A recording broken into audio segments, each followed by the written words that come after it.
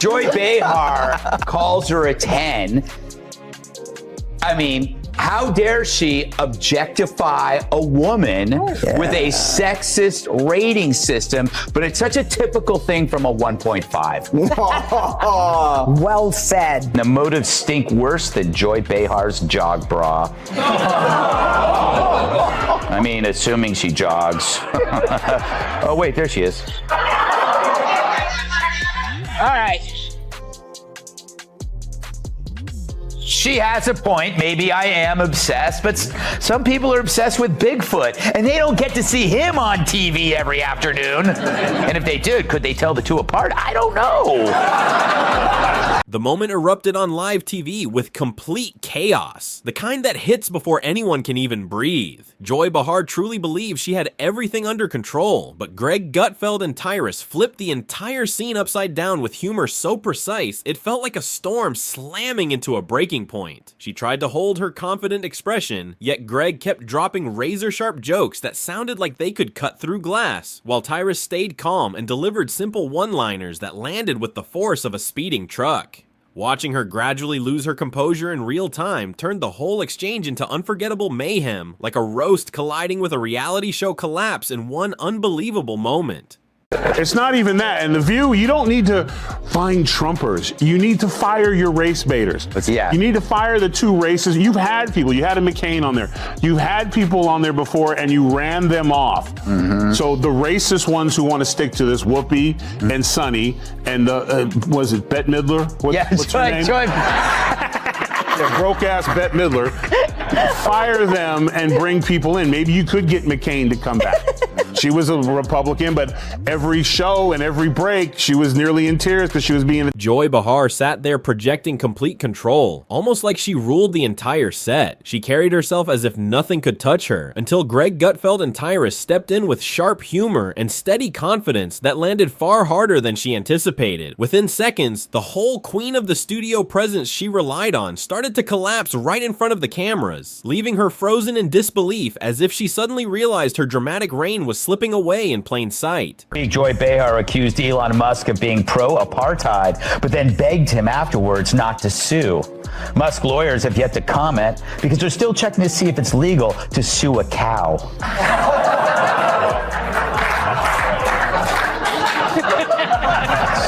Shots fired. It's a legal question. I don't know why it's so upsetting. I don't make the rules in this country. This entire moment wasn't loud, dramatic, or filled with shouting at all. It was actually much colder, sharper, and far more uncomfortable to watch. Greg and Tyrus broke Joy down piece by piece with jokes so precise they felt like they could slice straight through the screen, and the way they did it calmly made every line hit even harder. The wild part was that Joy wasn't even there to defend herself, which only made the whole moment feel harsher, almost like watching someone lose a battle they never even stepped into. And by the time it was over, it was unmistakable that her once stable throne was shaking more violently than ever before. Now to some news. The feral monsters of The View say they've never heard of you-know-who.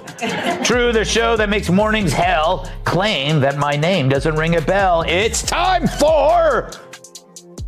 Our view on The View. Ugh. Yeah, the witch's coven finally shows me some lovin'.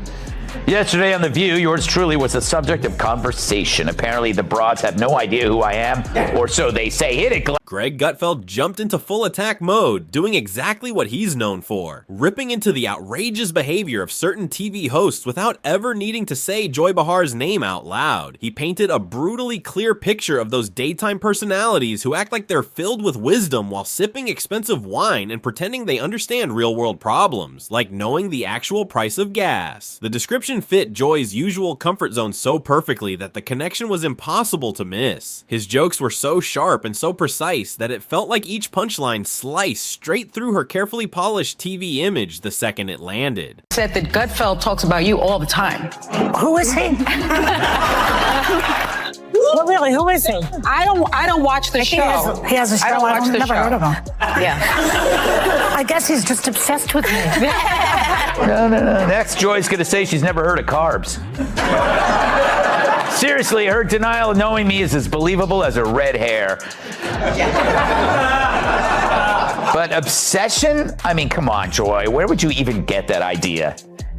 Like Joy Behar's face, it's looking worse and worse by the day. More full of crap than Joy Behar after a night of scotch and Taco Bell. Her being named Joy is like me being named ugly. Joy wasn't there on the show. Apparently Mondays are her days off when she feeds in the pasture. It now smells like a humid day inside Joy Behar's. Tyrus stepped in with that calm, icy presence he's known for. No shouting, no dramatic gestures, just a steady, controlled vibe backed by jokes that landed like silent hits. While Joy was still putting on a show for her applauding audience, Tyrus wore an expression that practically said, "Are we really still pretending to believe any of this?" The striking part was that he never mentioned her name, yet everyone immediately understood who he meant. It turned into a perfectly delivered takedown that didn't even feel like comedy anymore, leaving Joy as the unintended punchline of a moment she wasn't even there to be part of.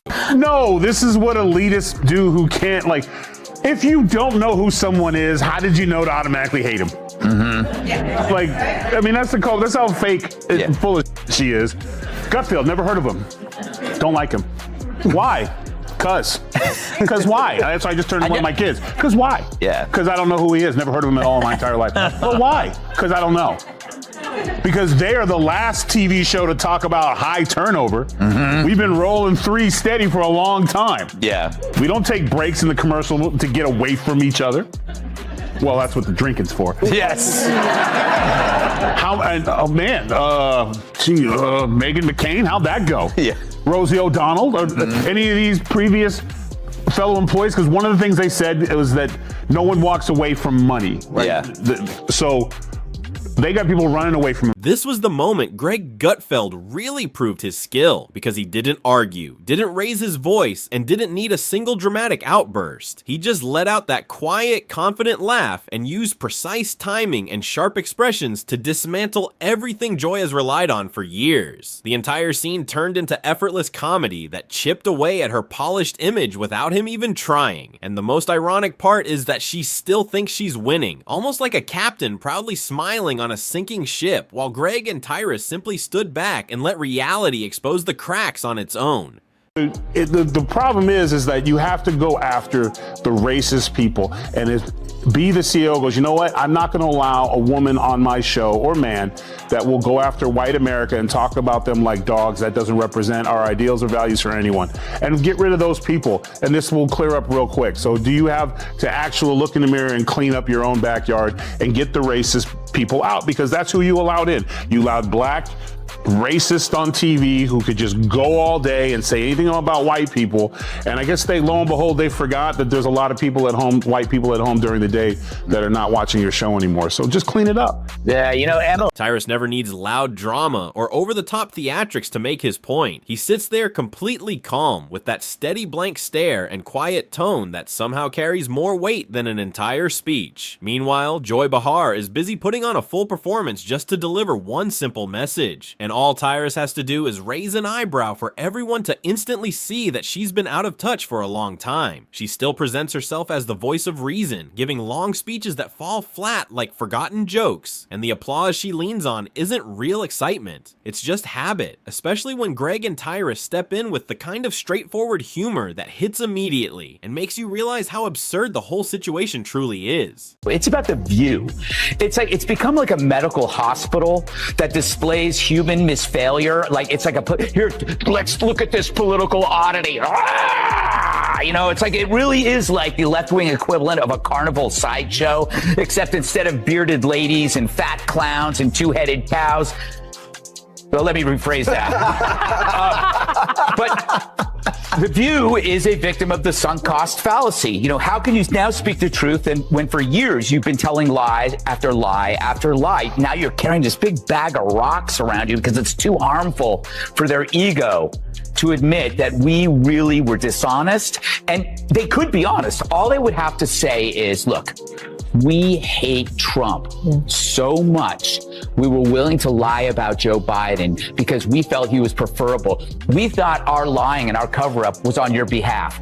Just say that. You're still scum, but at least you're honest scum. Tyrus gave her that unmistakable stare, the kind that quietly asks, "Do you even hear what you're saying right now?" Then he simply stepped back and let her own words crumble without lifting a finger, because he didn't need arguments or a raised voice when his calm expression delivered the entire takedown by itself. Joy couldn't handle that kind of silent honesty, since she relies on loud drama and exaggerated reactions to keep her momentum. Meanwhile, Greg moved through her chaos with sharp humor and quick jabs that made her whole performance look even more exaggerated. The wildest part is that she could stop the act anytime she wants, but she won't, because she enjoys that bright TV spotlight far too much. And that's exactly what Greg and Tyrus expose. Not Joy as a person, but the dramatic routine she's been repeating year after year. Sure, all that, and the price of butter. Sonny gets the game ball. If it wasn't for her, asking that question, it might have been a closer election. But when oh no, nothing really comes to mind, I was like, cha-ching. Listen, they're bitter, they're angry, they're entitled. They also should be. This should have been a reset for everyone who pushed lies and misinformation for the last. They call them Hitler. They call these things. America rejected them, and instead of coming back and saying we lied, they instead are now doubling down. So let her keep doing it, because if she keeps that up, we're going to keep getting the Senate and probably the House and the White House, because people see right through. It genuinely felt like witnessing someone reveal that the Emperor walked out with no clothes on, without ever saying his name, yet everyone immediately knew who was standing there completely exposed. Tyrus didn't need to deliver a joke or even open his mouth. He just sat with that solid, expressionless stare that silently shouted, "I can't believe this is the conversation we're actually having." That quiet reaction hit harder than any punchline, and it made Joy's confidence collapse right in front of everyone. The wild part is that Greg and Tyrus didn't even need to step onto her stage to shake things up, because the show hasn't been real discussion in years. It's become more of a performance where people pretend to share deep thoughts while the audience claps on command. What Greg and Tyrus bring is the complete opposite. They don't rely on cue cards, rehearsed lines, or forced applause. They sit down, speak plainly, and somehow turn every uncomfortable truth into pure comedy gold. Watching that unfold felt like overdue accountability finally catching up with all the theatrics. Joy sure loves running her mouth. She should, but she should. It's the only running she does. Emily! So what did you make of this? VVAC is what she called him. I don't care if you disagree or agree with him. That dude is not dumb. No, and that is what was so ridiculous. Everything that comes out of her mouth is ridiculous, but for her to make that kind of point about someone that we all know, that regardless how you feel about his politics or him running, that he is undeniably brilliant, is so ridiculous. While The View keeps applauding itself and pretending it's delivering some deep, world-shaping message, Greg Gutfeld and Tyrus are busy delivering comedy that actually lands. It's painfully obvious which side people enjoy more. One keeps lecturing and scolding, while the other makes you laugh so hard the stress practically dissolves. And the truth is simple. When audiences get tired of being talked down to, they turn to the people who make them feel human again. That's why Joy Behar didn't even need to be present for this entire takedown. She was likely sitting in her chair waiting for another dramatic debate, while Greg and Tyrus were already dismantling her from miles away, like an old TV dinner forgotten in the oven. There was no invitation, no spotlight, no grand entrance, just quiet damage delivered from a different studio, with Greg lighting the fuse, taking a calm sip of coffee, and watching her whole act start to come apart while Tyrus finished the job with one blank stare and a tiny snort that said everything without using a single word. Here's Joy Behar talking about refusing to share a kidney. I find it friends with a Trump supporter. I won't give them a kidney, but I could be friends with them. Hey, Joy, it's a kidney, not a pizza. Of course, she's kidding at first, but then she goes on to explain the moral foundation for her resentment, and it's the same one that drives all deadly ideology. What really stings is how obvious it was that Joy came ready for some loud, dramatic showdown, probably imagining a split-screen clash full of raised voices and exaggerated reactions. Instead, she got roasted in a moment where she didn't even matter anymore. Imagine spending years trying to stir up drama only to realize no one cares enough to argue back, because the whole routine feels worn out, the lines sound recycled, and the audience has already moved on without a second thought. The harsh truth is the crowd doesn't miss her at all. People are exhausted by those overhyped TV lectures pretending to be deep conversations, when what they actually want is something genuine and sharp. Real humor, quick wit, and that subtle reaction that communicates more than a long speech ever could. At this point, The View barely resembles a real talk show. It feels more like a wax museum where the hosts repeat the same outrage again and again, serving the same cold leftovers while everyone else is laughing with Greg and Tyrus instead. Sausage maker Johnsonville is recalling more than 42,000 pounds of pork sausage for possible contamination with plastic fibers. Fortunately, authorities were able to track all 42,000 pounds to a single location in New York City.